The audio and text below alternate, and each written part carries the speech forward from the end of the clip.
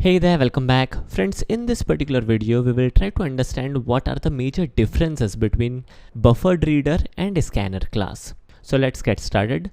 First of all, buffered reader is a synchronous class, whereas scanner is not. Now, what is synchronization is something which we will see when we will check multi-threaded application or multi-threading in general. Alright, so let's proceed further.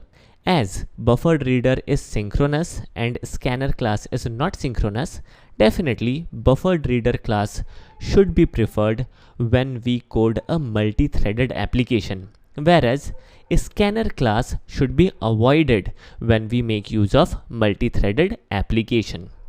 Moving forward, buffered reader class has a larger buffer, which is 8 kilobyte buffer, which is huge in fact. Moving forward, scanner class has a small buffer, which is only 1 kilobyte of space. Alright, buffered reader is bit faster as buffered reader simply reads sequence of characters, whereas scanner class is little slower as scanner class does parsing of input data.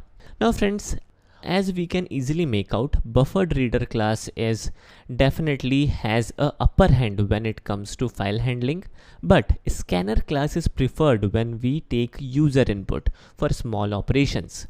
So remember this, whenever you deal with files, prefer buffered reader class. Whenever you deal with user input, you can make use of scanner class because it is easier to implement. Alright, so this is all about today's video. Hope you guys enjoyed it. Thanks for watching.